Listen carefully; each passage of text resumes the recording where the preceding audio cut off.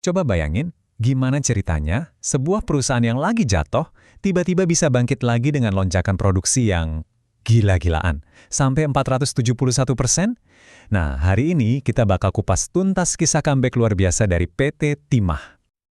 Yap, kita akan bedah gimana raksasa tambang Indonesia ini setelah bertahun-tahun terseok-seok, sekarang justru punya panggung buat melesat lagi.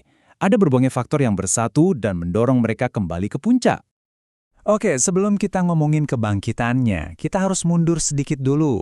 Biar kita paham, kita perlu lihat tantangan apa aja sih yang dihadapi PT Timah, atau yang di bursa saham kodenya TINS ini.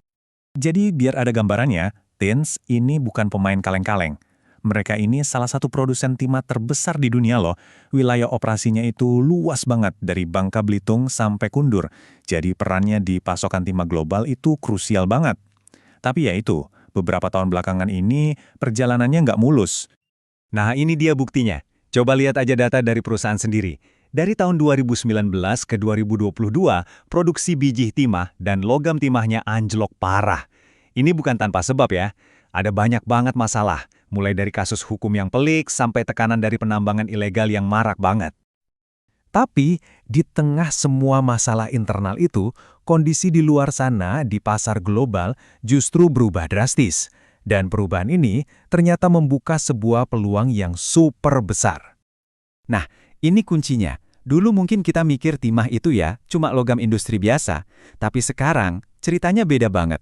Timah itu udah jadi komoditas strategis yang penting banget buat revolusi teknologi dan transisi ke energi hijau. Permintaannya meledak karena timah ini dipakai di mana-mana, dari komponen elektronik di HP kita sampai buat mobil listrik. Dan karena permintaan yang gila-gilaan tadi, ditambah pasokan dari negara lain lagi seret, harganya jadi meroket. Coba lihat angka ini. Prediksinya, harga timah per ton di London Metal Exchange bisa nyentuh angka segitu di akhir Januari 2026. Ini sinyal kuat banget kalau pasokan global lagi ketat-ketatnya. Oke, jadi faktor eksternal udah. Sekarang kita lihat faktor dari dalam negerinya. Karena di saat yang bersamaan, di Indonesia sendiri lagi ada perubahan besar.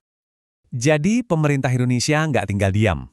Mereka melancarkan operasi besar-besaran buat menindak penambangan timah ilegal. Nah, langkah ini jadi game changer. Kenapa? Karena ini membersihkan kompetisi yang nggak sehat, dan ini yang menarik. Aset-aset sitaan dari penambangan ilegal itu, termasuk smelter-smelter, malah diserahkan ke PT Timah. Wah, ini kan durian runtuh ya. Dan bukan cuma dapat durian runtuh aja. Di dalam TINS sendiri ada pergeseran besar. Mereka mulai fokus banget buat memperkuat tata kelola perusahaan.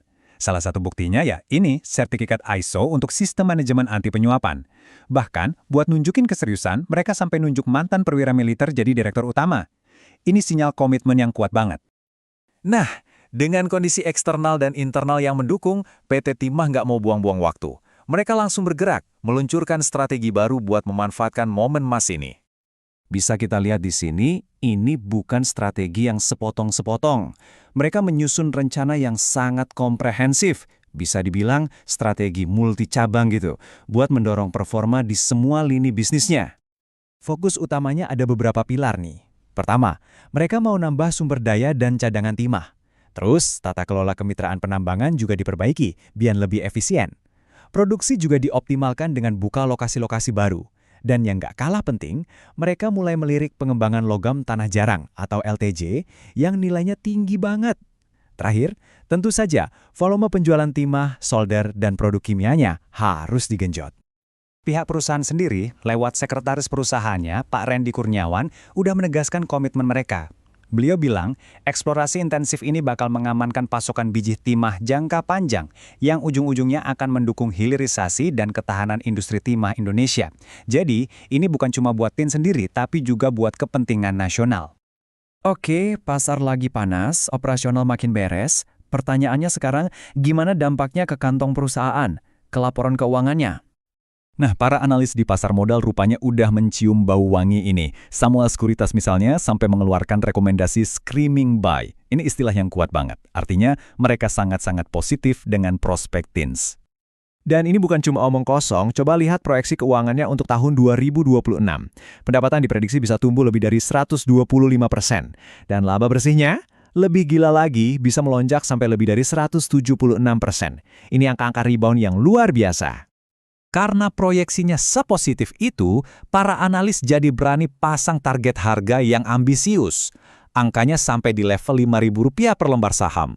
Kalau dibandingin sama level sebelumnya, ini potensi kenaikannya bisa sampai 74%. Wow! Dan sepertinya, pasar juga setuju dengan outlook positif ini. Kalau kita lihat grafiknya, harga saham TINS dan volume perdagangannya kelihatan melonjak tajam di akhir tahun 2025. Ini nunjukin kepercayaan investor mulai kembali. Jadi, kalau kita rangkum ya, ada badai sempurna nih. Permintaan global yang meledak, industri dalam negeri yang dibersihkan, plus strategi perusahaan yang jitu. Semua ini seakan menempatkan raksasa tambang Indonesia ini di sebuah lintasan pertumbuhan yang baru dan luar biasa. Pertanyaan besarnya sekarang, apakah ini semua baru permulaan dari era keemasan baru untuk PT Timah?